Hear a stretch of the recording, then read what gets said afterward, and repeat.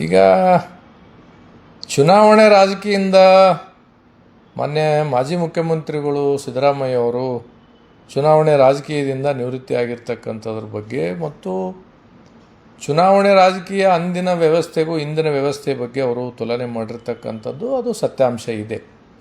ಯಾಕೆಂದರೆ ಜನ ಯಾವ ಮತದಾರರು ನಮ್ಗೆ ಓಟ್ ಹಾಕಿ ಕಳಿಸ್ತಕ್ಕಂಥ ಮತದಾರರು ನಾವು ಪ್ರಾಮಾಣಿಕವಾಗಿ ಇರಬೇಕು ಅಂತ ತಿಳ್ಕೊಂಡು ಅವರು ಅಪೇಕ್ಷೆ ಪಡ್ತಾರೆ. ಸಹಜವಾಗಿ ಜನಪ್ರತಿನಿಧಿಗಳು ನಾವು ಸಹ ನಮ್ಮ ಜನನೂ ಏನಪ್ಪಂತಂದ್ರೆ ಅಷ್ಟೇ ಪ್ರಾಮಾಣಿಕವಾಗಿ ಇರಬೇಕೆಂಬುದು ಸಿದ್ದರಾಮಯ್ಯ ಅವರ ಒಂದು ಅನಿಸಿಕೆ ಅಂತ ನನ್ನ ಭಾವನೆ. ಸುದೀರ್ಘವಾಗಿ ರಾಜಕೀಯದಲ್ಲಿ 50 ವರ್ಷ ಅನುಭವ ಇರ್ತಕ್ಕಂಥ ಸಿದ್ದರಾಮಯ್ಯ ಅವರು ಈ ರಾಜಕೀಯ ವ್ಯವಸ್ಥೆ ಬಗ್ಗೆ ಅವರ ಒಂದು ಬೇಸರ ವ್ಯಕ್ತಪಡಿಸಿದ್ದಕ್ಕ ನಮ್ಮದು ಸಹಮತ ಇದೆ. ಯಾಕೆಂದರೆ ಇವತ್ತು ಕೇವಲ ನಾವು ಎಷ್ಟೇ ಸೇವೆಗಳನ್ನು ಮಾಡಿದರೂ ಸಹ ಕೇವಲ ಮತ್ತು ದುಡ್ಡು ಒಂದು ಜಾತಿ ಇವೆರಡರ ಮೇಲೆ ರಾಜಕೀಯ ನಿಂತಿರ್ತಕ್ಕಂಥದ್ರಲ್ಲಿಂದ ಸಿದ್ದರಾಮಯ್ಯವರು ರೋಸಿ ಹೋಗಿದ್ದಾರೆ ಅನ್ನೋದಕ್ಕಿಂತ ಇವತ್ತಿನ ವ್ಯವಸ್ಥೆಗೆ ಹಿಡಿದಿರ್ತಕ್ಕಂಥ ಕೈಗನ್ನಡಿ ಅಂತ ನಾನು ಅಂದ್ಕೊಂಡಿದ್ದೀನಿ. ಆದರೂ ಸಹ ಇನ್ನೂ ನಮ್ಮಂಥ ಯುವಕರು ಮತ್ತು ಇನ್ನೂ ಒಂದಿಷ್ಟು ಪ್ರಾಮಾಣಿಕರು ಬರಬೇಕು. ಯಾಕಂದರೆ ವ್ಯವಸ್ಥೆ ಮತ್ತು ಸರ್ಕಾರಗಳನ್ನು ನಡೆಸ್ತಕ್ಕಂಥವ್ರು ಪ್ರತಿ ಒಂದೊಂದು ಪೀಳಿಗೆ ಶತಮಾನಗಳಿಗೆ ಒಂದೊಂದು ಪೀಳಿಗೆ ಬರುತ್ತೆ.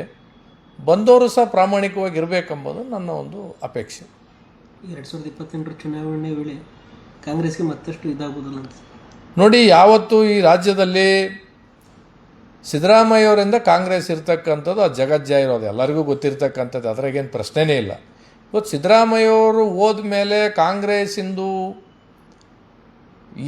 ಇವಾಗೇನೋ ಇನ್ನೂ ಒಂದು 20-22 ತಿಂಗಳು ಅಧಿಕಾರದಲ್ಲಿ ಇರ್ತಾರೆ.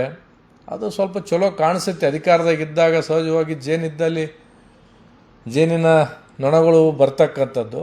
ಆದರೆ ಸಿದ್ದರಾಮಯ್ಯವರು ಇವತ್ತು ಮುಖ್ಯಮಂತ್ರಿ ಪದವಿಯಿಂದ ಇಳಿಸಿರ್ತಕ್ಕಂಥದ್ದಾಗಲಿ ಅಥವಾ ಅವರು ಚುನಾವಣೆ ನಿಲ್ತಕ್ಕಂಥದ್ದಾಗಲಿ ಇದು ಕಾಂಗ್ರೆಸ್ಸಿನ ಕೊನೆಯ ಮಳೆ ಅಂತ ತಿಳ್ಕೊಂಡು ನನ್ನ ವೈಯಕ್ತಿಕ ಅಭಿಪ್ರಾಯ.